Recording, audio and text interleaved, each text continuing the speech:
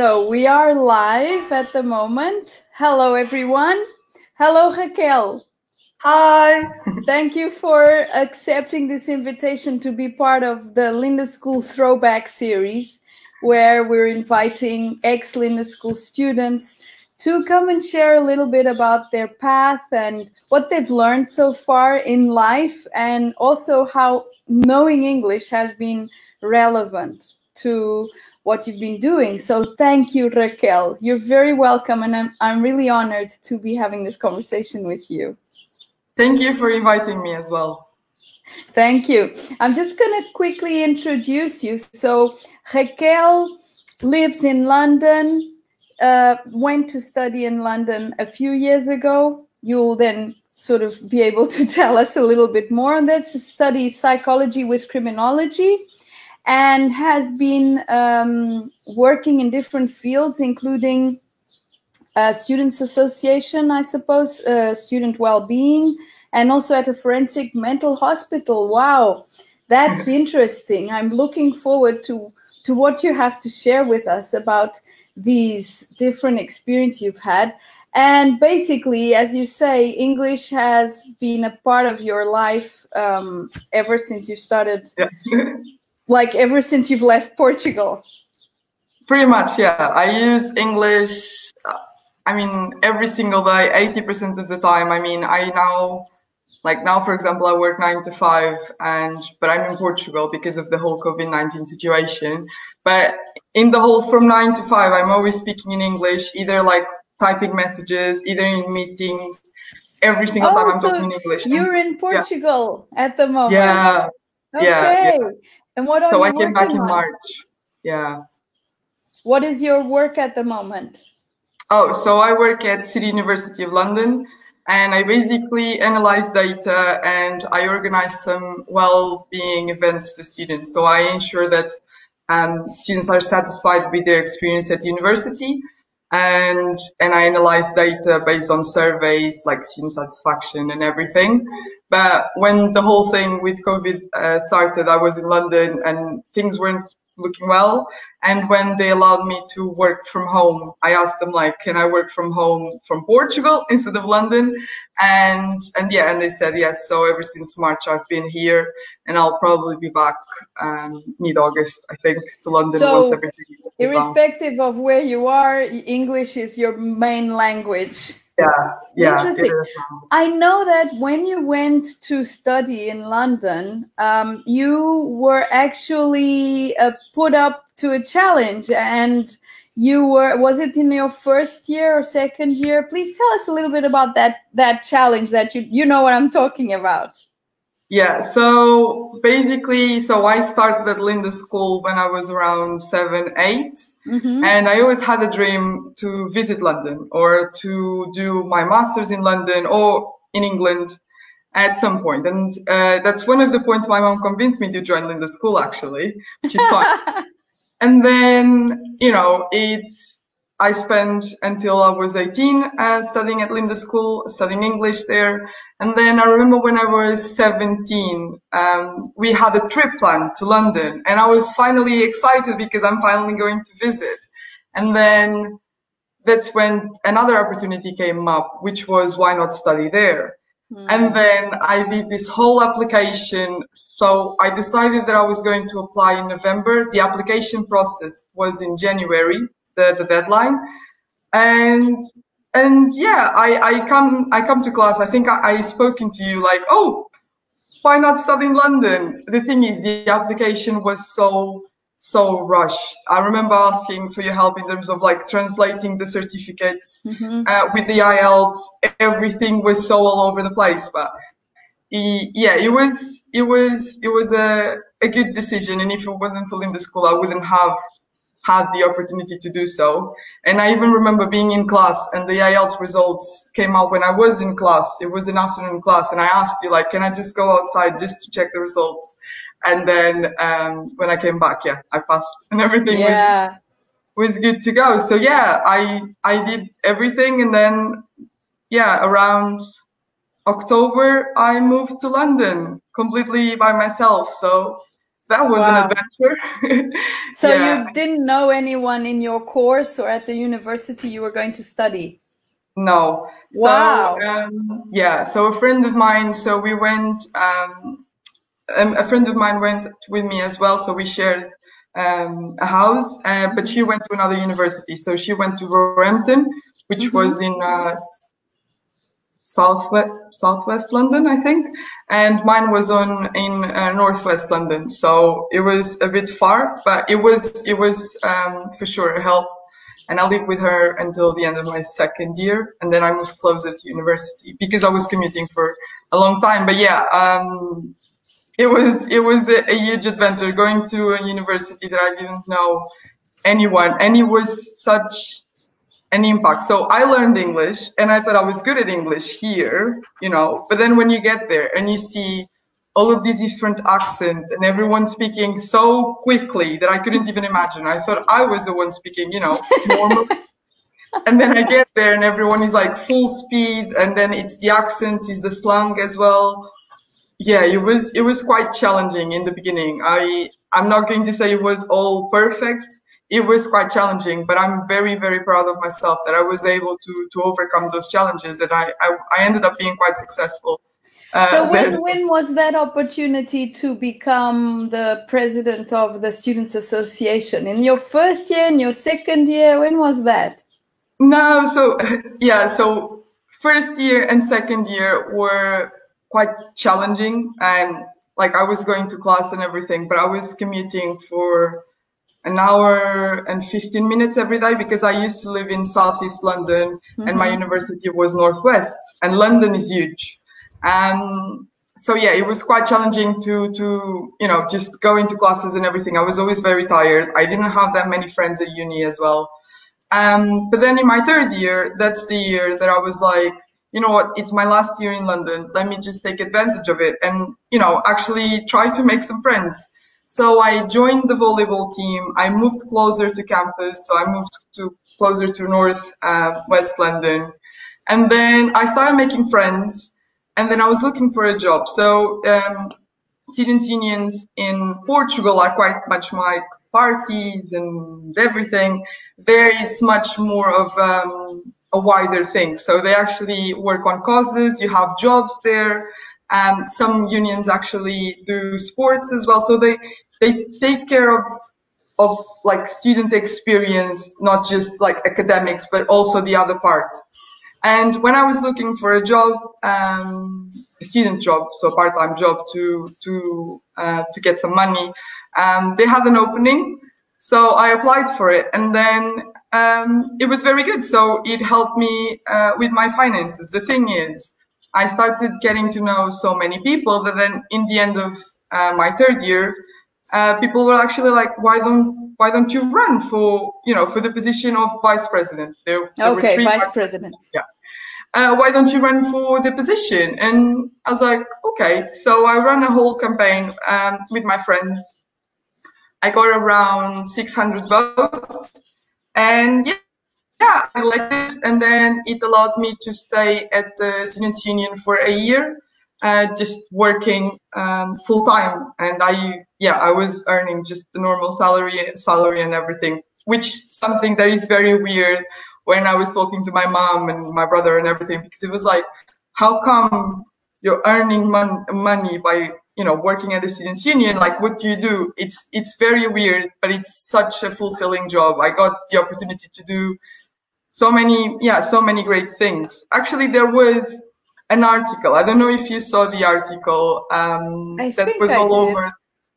It was an article that was all over the Portuguese media, though. It was about how dogs on campus can help student well-being and everything. So I did I worked on two main things. So I worked on student well-being, and I also worked on refugees.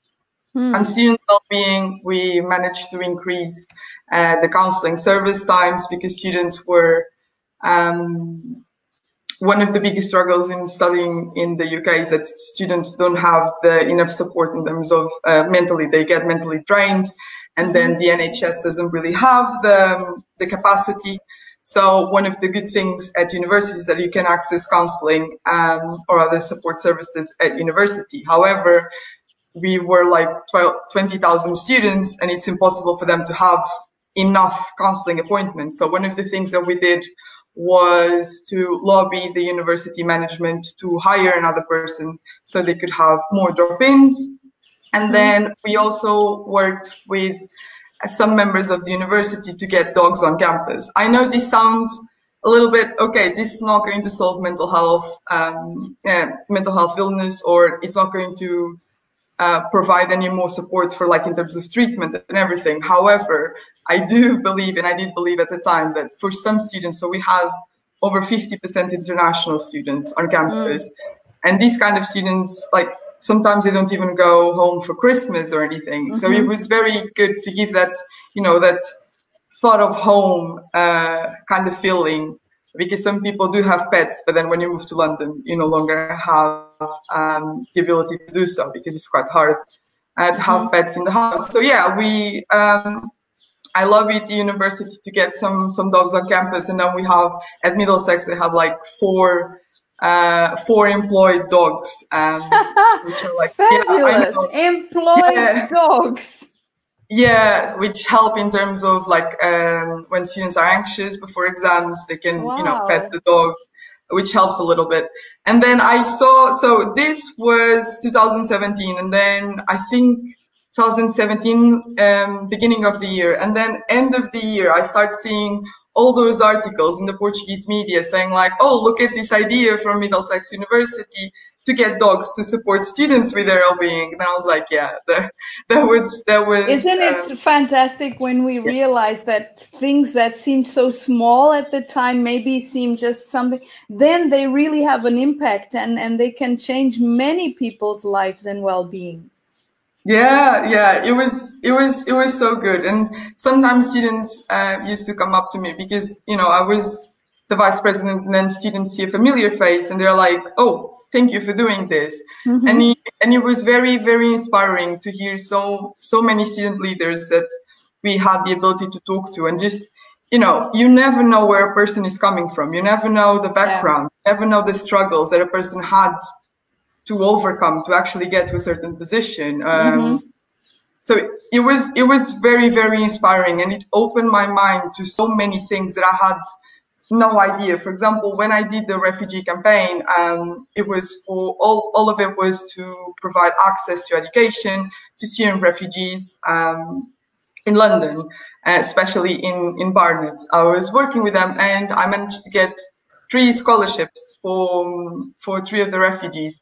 And it was so powerful to know that a person just escaped war and managed to get the opportunity to not only get reinstated safely in London, but also to get the access to the education. So one of them was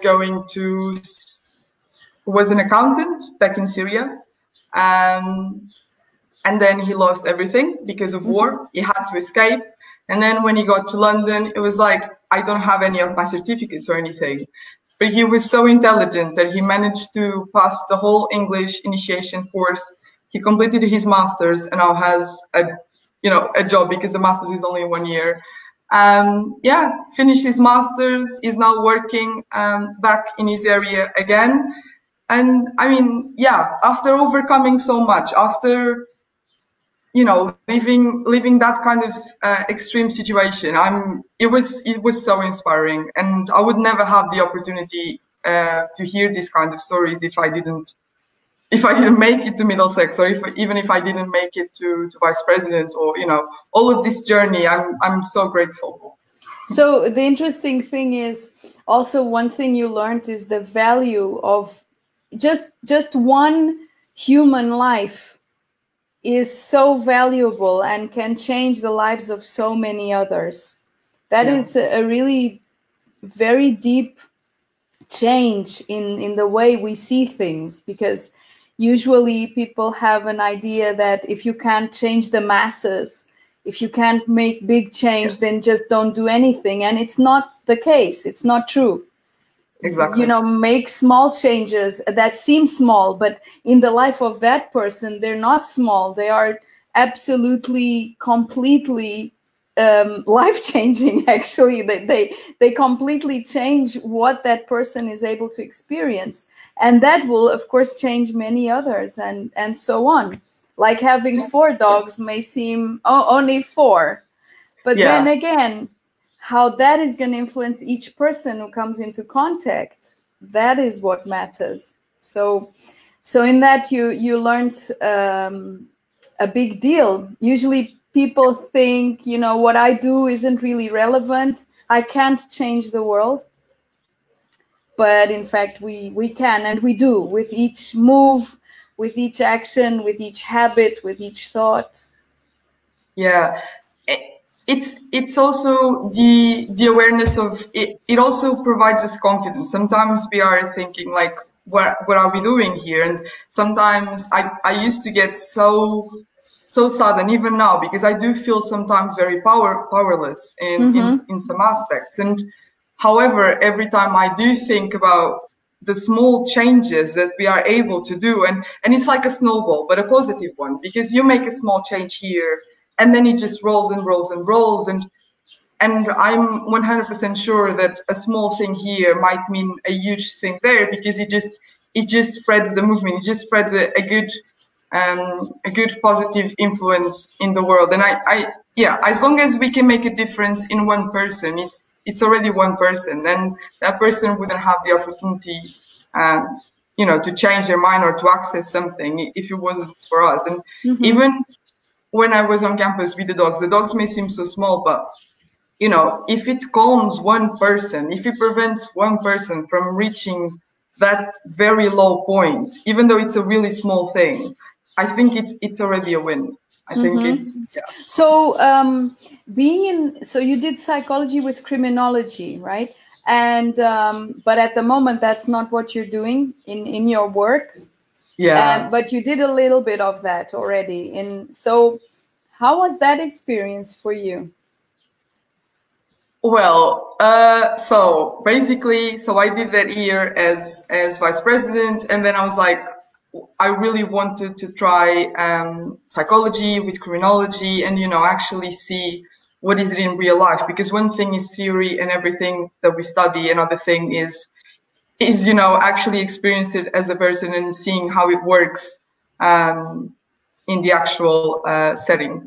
So I applied for a job at the Forensic Mental Hospital, and I must say, like, it was such an extreme experience. It has given me a lot, but it was indeed extreme. It was so much more than I actually thought it was. So I managed to see a lot of some of the mental illnesses that we learned. So schizophrenia, borderline personality disorder, bipolar, and all of that. I managed to see, you know, everything in the patients I was dealing with. So my job was basically just trying to talk to them, convincing them to go to therapy, supporting them through therapy, and just being there for them.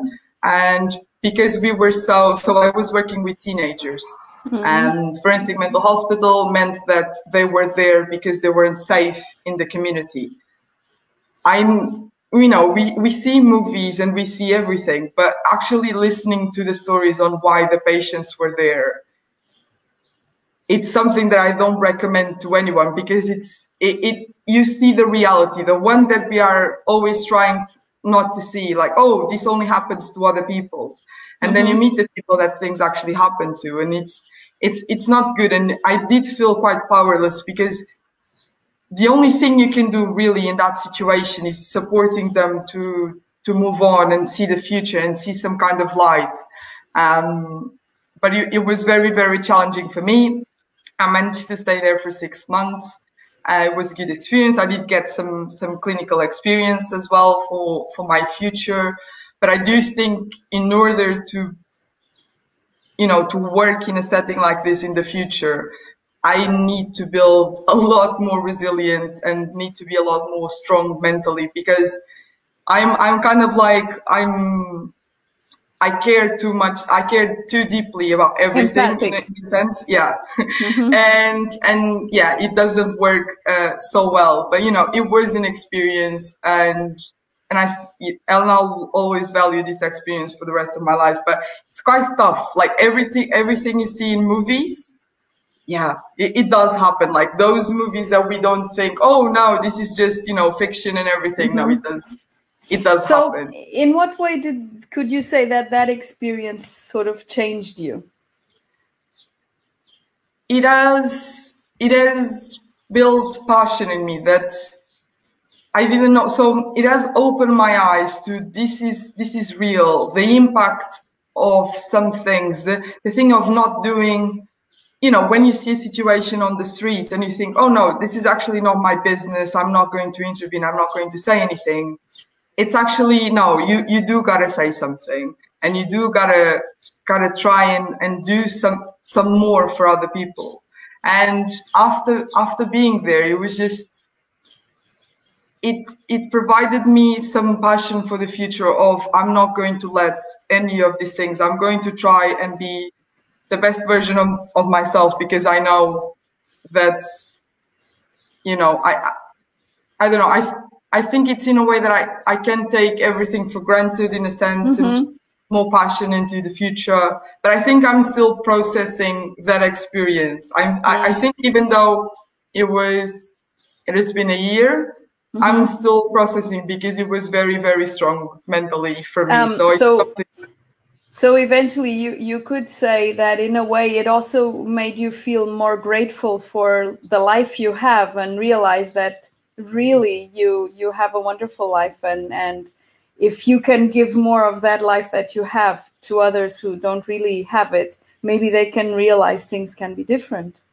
Exactly. Yeah, exactly. And also in terms of mental health awareness as well, I don't want more stigma. I don't want, in a sense of, I want to work towards a world that doesn't see the stigma anymore. Like if a person has a mental illness, you're not there to judge them, or, you know, oh, that's not pretty or anything. You're there to support them in whatever sense you can, even if it's just to be, you know, a more accepting world.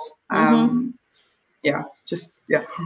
Wow, that is very powerful. That is, if there are more and more people like you, Raquel, things will move in a different direction. Let's hope. That's my hope. That's my true hope.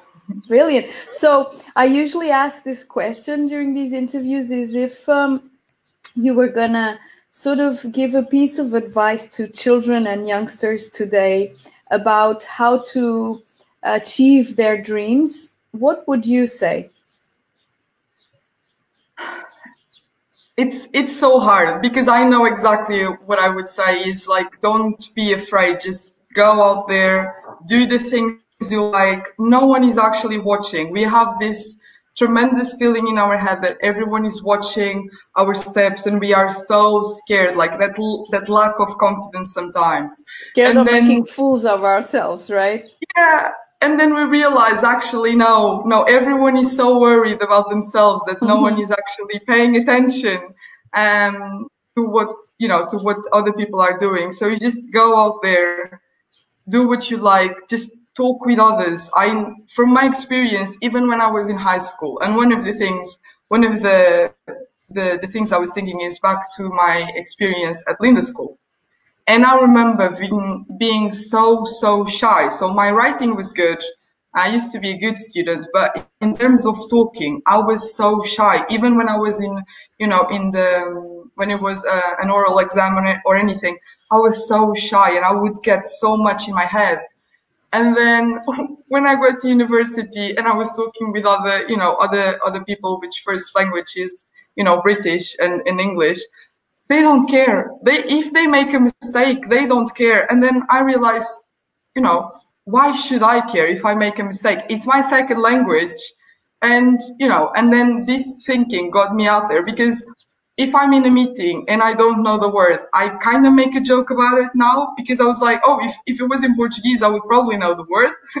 But it's just my main advice is get out there. No one is really paying attention to, to your little mistakes. Everyone does mistakes, and be your authentic self. If you believe in something, keep on believing that. Be more informed. We have such a big platform all around the world. Just be informed on the things that matter. And if you do have opinion, you do have your own opinion. Don't change because your friends don't think it's cool, or, you know. And then surround yourself with good people. That's my main one, is surround yourself with good people. Because if you have motivating and strong friends around you, you'll be so much happier. So much happier. Wow, that's really relevant advice. And I'm sure this video, now it's live, but it will stay online, and it will inspire many, and not only children and youngsters, for sure, because some people are already adults and have been for a very long time and still are learning the ropes of what you are now sharing, to be one of the ways of really pursuing what you believe in, basically. Yeah, I used to be very self-conscious and very, you know, like not confidence in myself to do some things. But now, no, I do know what I want. I do know the people I want to have around me. And I do know how to be the best version of myself, in a sense. I'm still trying to get there, but I know how to get there. So. Each day is a step in that experience, because it's an experience. It's not there's no deadline. You're not gonna get to a point where it's done. Sort of, it's an unfolding experience. Life is, and we're always evolving and learning and expanding, which is what makes it interesting. Exactly. Great. I'm really loving your wisdom, Raquel. The beautiful things you're sharing with us are absolutely relevant. Do you believe that from lindaschool's experience that you brought with you something other than just the language, any kind of life skill that helped you develop this kind of point of view? Well, lindaschool gave me a lot of skills. First of all, it was, you know, a whole experience. So lindaschool saw me growing up from when I was a child that could barely write.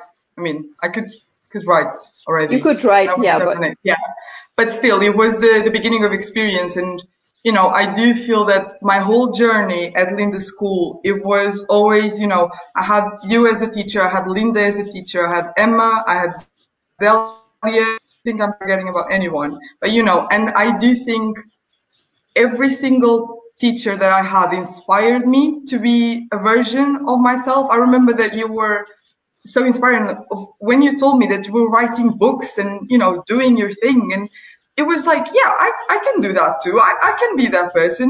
And, you know, it's so inspiring. And I learned so much more than, you know, academic skills. I can name them. Like, I could write essays, you know, even I saw in João's interview, the writing 5 times. Yeah.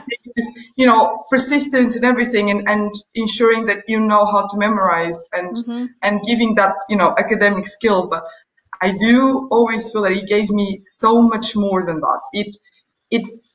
I remember when I remember when I was in my last year, and Natercia, the first person you interviewed, you did an interview with her, and she was telling us about her experience in Leicester and everything. And I was like, I got so inspired, like these are real people, and I can be like them. And I always wanted to be that person. And you were such a huge inspiration will enjoy that.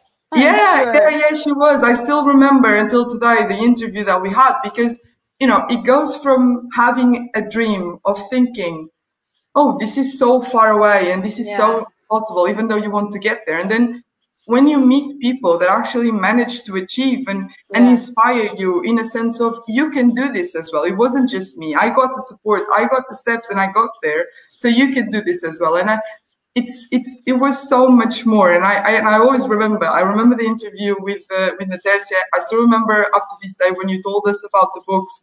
I remember I was in class, and then I went to our break, and I was like, books.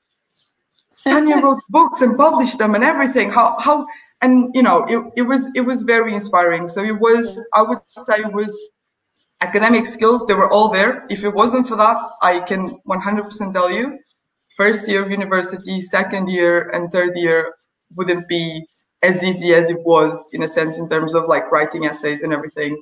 Even the phrasal verbs that we wrote 5 times, still remember them. But also the life skills, the inspiring things, the actual, you know, you can do this. And Linda School, in like all the teachers there, and even Christina, it was always like they believed in me. Like I remember when I was a bit sad, and you know, like when you spend your teenage years there, it's normal to lose motivation. And I could, you know, even if it was just the small action, you know, it was always like, you're a star. Oh, and I had Terry as well. How could I forget Terry? Terry was a star as well. And yeah, and I remember, you know why I remember? Because Terry used to be the one always like, you're a star, Raquel, you're a star, you're doing so good, you're going great. And that motivation, every single motivation that I had got me to, you know, to where I am today. I wouldn't be this confident. Yeah. You know, the funny thing is that Natercia was very inspiring for you. And of course, all of the teachers that were there for you all the time. And then you got to do the same thing that she had done before, because you also then came to the school to speak about your experience. And you, I must tell you, inspired a few more students who are now actually also studying in England. Yeah. So you see that experience. Yeah. That's exactly it. You know, So it's much more than just academic skills. It's that as well. It's I think there was even one student who contacted you afterwards to ask you for help. Yeah. So yeah, it's and that's why, as you said, get out there, share what you know, share where you're going, share your mistakes, share your victories, because there's always someone out there who will feel inspired by that. Yeah. And of course also inspire others to believe in themselves. Exactly. It's the little thing. It's the snowball. It's the positive effect. One person starts. Yeah. In my case, it was the Tercia. And then, you know, it just goes and continues. And yeah, that's one of the, it's a really strong point. I mean, for Linda School, for me, like besides the academic skills and everything that, you know, you get in many places, it gives you more. It gives you the inspiring bit. And if it wasn't for those cases, you know, it would be a lot harder. Not impossible, but a lot harder to get there. Thank you so much. I'm sure all of the teachers who are going to be, Terry's going to be over the moon, because she really loved, I remember her inspiring you and other students, obviously, all the time, and our other teachers as well. And because that's what we're there for. Yeah. It couldn't be any other way. You are our pride and joy. Watching then, you know, people grow and expand and bring your wisdom to the world. It's just fantastic. And it all started. So I think we can wrap it up. Is there any one last sentence you would like to leave us with? Just a thank you, I think. A thank you to the whole staff of Linda School, you know, from the teachers to Christina and to everyone. Yeah, I'm extremely grateful to be where I am now and to be the person that I am now. And I wouldn't be like this if it wasn't for the amazing support that I got there. And then I wish good luck to everyone who is trying and to develop themselves, and do learn English. That would be another great advice that I can give. But yeah, thank you would be the sentence I want to finish with. Thank you also, Raquel, and we'll be keeping track of your achievements and of that wonderful aura that you bring to the world of, you know, making people really believe that it's not just the smallness of the problems that they're facing, that there is something beyond that. Yeah. For me, that's a really beautiful skill that you have. Thank you. Thank you so much, Raquel. So I'm gonna end the broadcast and we will keep in touch. And thank you everyone who's been watching and who will be watching in the future. Thank you all. Thank you.